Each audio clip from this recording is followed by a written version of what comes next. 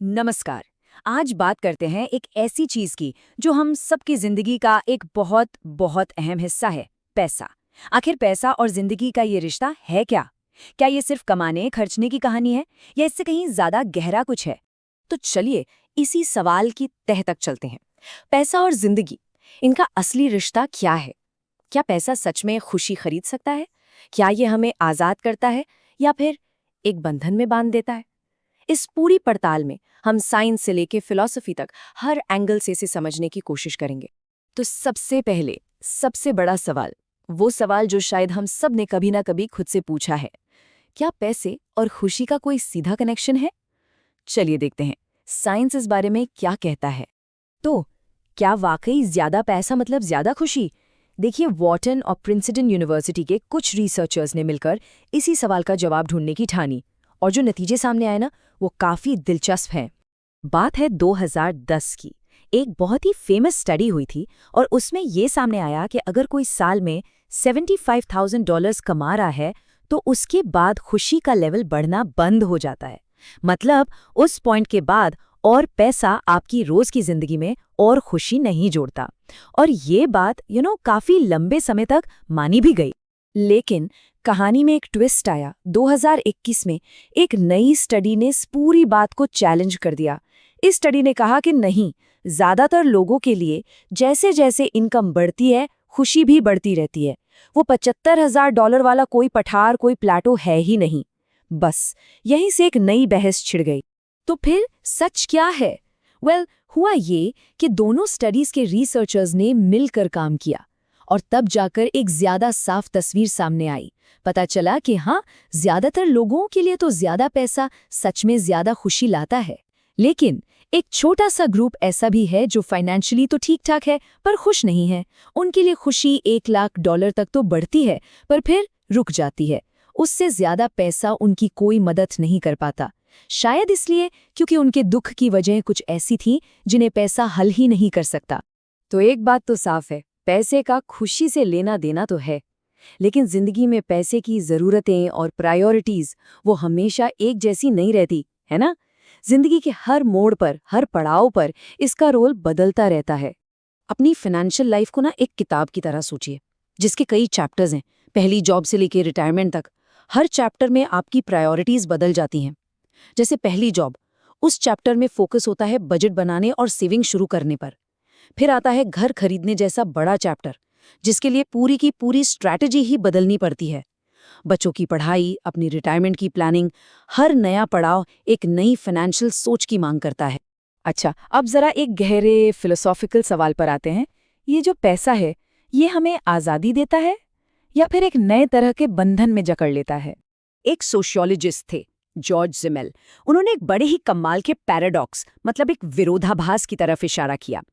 उन्होंने कहा कि पैसा हमें आजाद तो करता है, जैसे उस पुराने बार्टर सिस्टम से जहां चीजों के बदले चीजें दी जाती थी, लेकिन साथ ही साथ यह हमारे रिश्तों को, हमारे समाज को इम्पर्सनल भी बना सकता है। एक ऐसी दुनिया बना सकता है जहां हर चीज की कीमत सिर्फ पैसों में आंकी जाए। तो पैसे पर टिकी इस दुनिया की कॉम्प्लेक्सिटीज के जवाब में ही एक लाइफस्टाइल उभर कर आती है, सिंपल लिविंग या सादा जीवन। इसका मकसद क्या है? अपनी चीजें कम करना, कंजम्पशन कम करना और पैसे पर अपनी निर्भरता घटाना, ताकि लाइफ की क्वालिटी को बढ़ाया जा सके। हेनरी डेविड थोरो ने एक बहुत गहरी बात कही थी, हमारी जिंदगी छोटी छोटी डिटेल्स में ही बर्बाद हो जाती है।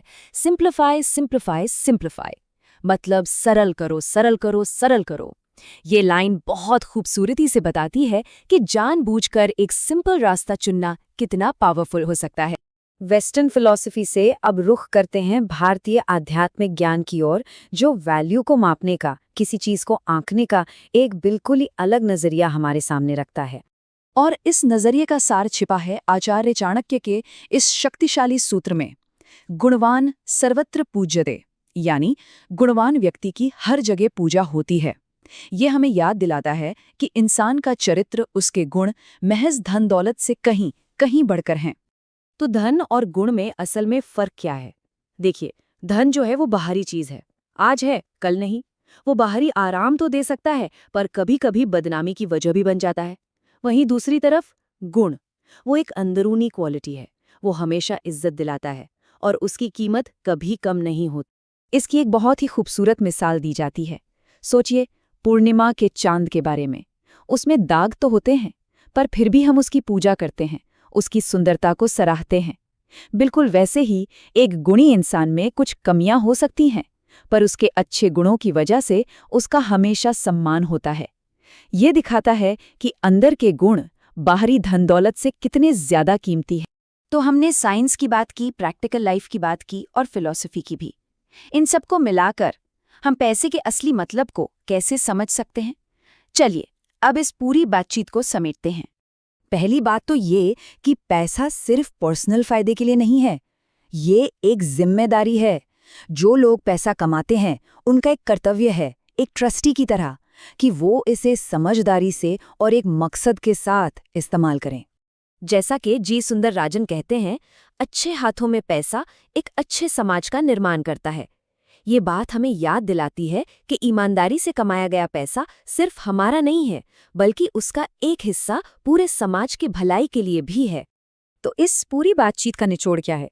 हमें पैसे के साथ अपने रिश्ते को एक नए सिरे से देखने की जरूरत है।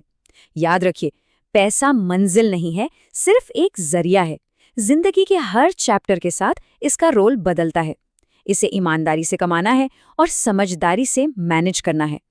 असली दौलत तो तब है जब पैसा किसी बड़े मकसद के लिए इस्तेमाल हो। और हाँ, सबसे बड़ी बात, हमारी असली करेंसी तो हमारे गुण ही हैं।